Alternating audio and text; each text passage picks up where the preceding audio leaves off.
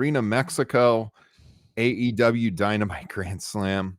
What a freaking awesome show. I mean, I think we're seeing a very clear dynamic between these two major North American companies, where the not necessarily where the company leaders stand politically, but what they're presenting on screen to you. You mentioned before, like, people WWE are in bed with politically, and that kind of filtering out to their television a little bit, and some of the people who are pushed and what they say on TV. And on the other side, you got a little more freedom to be, looking around what's going on in the United States right now, more pro-immigrant, right? Brody King, you mentioned it earlier, the Abolish ICE t-shirt, working a show in Mexico, and working a situation where they're not taking over CMLL, but they are working side by side with CMLL, which is far different than, the relationship that WWE is going to be having here with AAA moving forward. Totally different dynamics going on. I thought it was such a fun show. I enjoyed it so much. I know Justin, if he was on here, would say it too. He said it was one of the most fun shows he's watched in, I think he said years in our text message. I'd have to bring it up. Yeah, but he did. He was super high on it also. Great wrestling. The crowd was outstanding. I think we talked about it in the months leading up to the show. We were curious how they would set up the show, and they set it up with the authentic CMLL style with that entranceway and everything. I mean, the crowd, like I said, was off the charts, and it made me, to be honest with you, it made me want to watch CMLL, which is a win for them. Now, when I see like WWE and what they're doing with Worlds Collide and everything, it didn't make me want to watch AAA. But watching this, and just with some of the crossover and just how cool Arena Mexico is, not the first time I've seen the arena, obviously, but just such a legendary spot, it made me want to check out more CMLL. And we know how much wrestling there is to watch these days with WWE and AEW and New Japan Pro Wrestling and TNA doing interesting stuff here and there. NXT. But man, I'm not gonna lie. I was like, man, maybe I should start watching CMLL. I always really like Lucha Libre. The problem is it's kind of hard to watch. You have to buy a subscription on YouTube, and it can get pretty pricey if you want access to all the shows.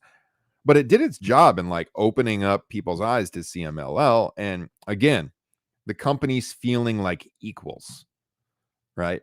Your thoughts, Jesse?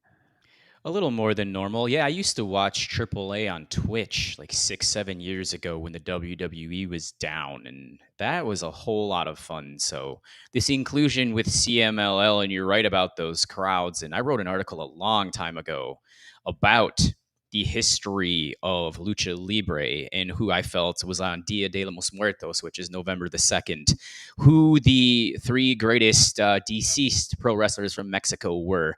And just seeing the lineage of the Santoses and the Octagons and the Blue Demon, and just how larger than life they were. Look no further, and you already alluded to this, Ryan, than Mystico's entrance, and how the people just portrayed him like he was this larger than life character. So it was a big deal. It almost felt like, in a different direction, we were watching Apollo Creed versus Ivan Drago in Rocky IV when MJF was in the corner playing the role of Drago and the Russian in enemy territory. And Mystico's showmanship was just so fun to watch. That entrance, I was joking about on Blue Sky. I watched it so many times. And then, I'm seeking out the song that he came out to, the song that came out back in 2006, which is just, you probably know more about this than me, but I know it's an ultra popular song throughout the region. And I think the video for that song has 80 million views on YouTube or something. But the music video from 2006, it's all about Mystico, which is super cool. So if you haven't seen the music video, you should seek it out. It's like a love song. If you speak Spanish, or you look up the translation of it, but just that song is awesome, and the crowd singing it and screaming the lyrics back at him. I loved it so much. Great stuff. And Hangman Page doing his entire promo in Spanish in the first 5 minutes, and for me to be able to understand 85% of it was awesome. I go, yes, this is way better than Duolingo. Let's have Hangman Page speak Spanish to me for the next 10-15 minutes. I almost want to watch it on a loop. Yeah, it was out, and again, that's the contrast between the two promotions. They felt comfortable putting Hangman out there, cutting the entire promo in Spanish. You had Excalibur like trying to translate it a little bit, was awkward because then he was kind of going over the top of him, and it just didn't really work. But they didn't lose viewers because of that. I mean, this was the most watched Dynamite on cable since early 2024. And it did not, and that does not include all the viewers on Max, which we've talked about here a lot. I always watch on Max. I know Justin always watches on Max. A lot of people I know do because the picture quality is better. And I mean, there's tens of thousands of people watching on Max in addition to the number you're seeing for TBS. So I do think that slowly, and some of this is anecdotal, like posts I see on Reddit and stuff where people are fed up with WWE and they go to the AEW Reddit and they're asking for like advice on getting into the current storylines and everything. But I've seen more and more of this stuff. Of course, that's a small amount of fans, It but is. still, it's happening. We have seen AEW's viewership ticking up. You know, their live attendance model has changed because they are running like these smaller venues a lot of the time for TV. Not this week, obviously, but most weeks they're running smaller venues. Then they run the big places for pay-per-views, and they usually draw a good crowd. But it's hard to measure attendance right now because of the change in their model. But it seems to me like the demand for tickets just following WrestleTix has gone up a little bit.